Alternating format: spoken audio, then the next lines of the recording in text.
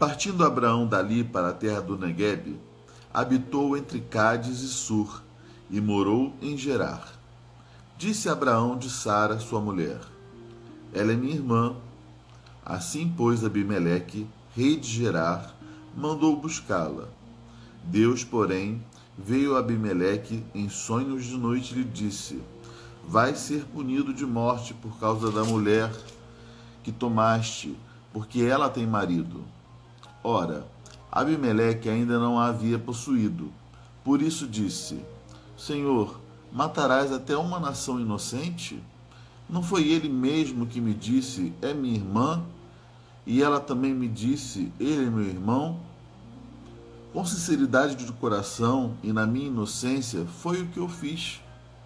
Respondeu-lhe Deus em sonho: bem sei que com sinceridade de coração fizeste isso. Daí o teres impedido eu de pecares contra mim, e não te permiti que a tocasses. Agora, pois, restituí a mulher a seu marido, pois ele é profeta e intercederá por ti, e viverás.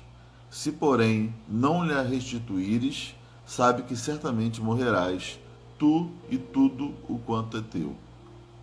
Levantou-se Abimeleque de madrugada e chamou todos os seus servos, e lhes contou todas essas coisas.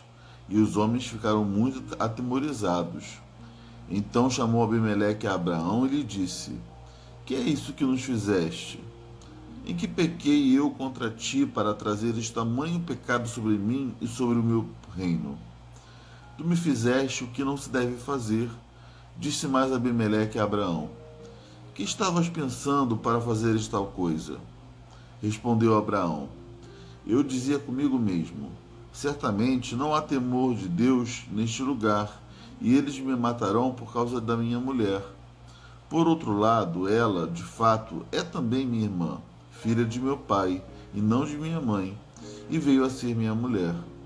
Quando Deus me fez andar errante na casa do meu pai, eu disse a ela: este favor me farás. Em todo lugar em que entrarmos, dirás a meu respeito: ele é meu irmão. Então Abimeleque tomou ovelhas e bois, e servos e servas, e os deu a Abraão, e lhe restituiu a Sara, sua mulher. Disse Abimeleque: a minha terra está diante de ti, habita onde melhor te parecer. E a Sara disse: dei 1000 ciclos de prata a teu irmão, será isto compensação por tudo quanto se deu contigo, e perante todos estás justificada. E orando Abraão, sarou Deus Abimeleque, sua mulher e seus servos, de sorte que elas pudessem ter filhos, porque o Senhor havia tornado estéreis todas as mulheres da casa de Abimeleque, por causa de Sara, mulher de Abraão. Bem, queridos, nós vemos aqui uma reincidência, na história de Abraão. Ele novamente mentiu, ele falou uma meia-verdade, porque Sara era sua meia-irmã, embora tenha se tornado sua esposa. E essa meia-verdade, que acaba por se tornar uma mentira completa, quase fez com que maiores consequências houvessem. Mas Deus, conhecendo a sinceridade do coração de Abimeleque, aquele rei, Deus alerta ele para que ele pudesse reparar a situação antes que ele mesmo passasse a sofrer também maiores consequências.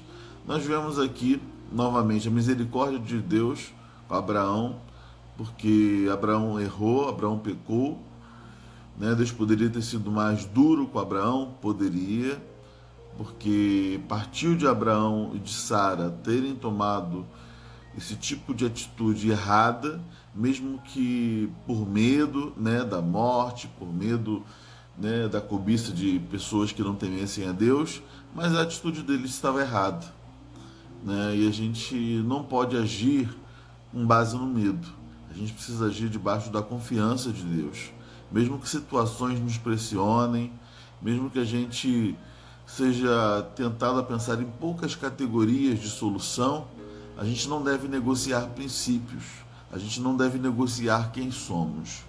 Deus, como tinha um plano para a vida de Abraão, como Deus estava trabalhando na vida de Abraão, Deus é misericordioso com Abraão e não permite que as suas decisões erradas tenham consequências maiores. E também, por conhecer a sinceridade do coração de Abimeleque, mesmo não sendo um homem temente a Deus, Deus fala com ele, porque Deus pode falar com quem ele quiser, e Deus o adverte: olha, eu não quero que você faça isso, senão você vai colher consequências sérias, né? Você vai pagar com a sua vida. E assim, aquele homem que nem era temente a Deus passa a ter uma postura, às vezes, até mais espiritual, né, nesse caso específico, do que Abraão. É interessante essas coisas, né? A gente precisa refletir. Se nós somos servos de Deus, nós precisamos refletir se nossa vida tem espelhado essa verdade, se nossa vida tem espelhado essa confiança, ou se a gente tem vivido um padrão carnal, né, de decisões. Abraão, embora sendo pai da fé, era humano, era falho, e a Bíblia não mascara isso.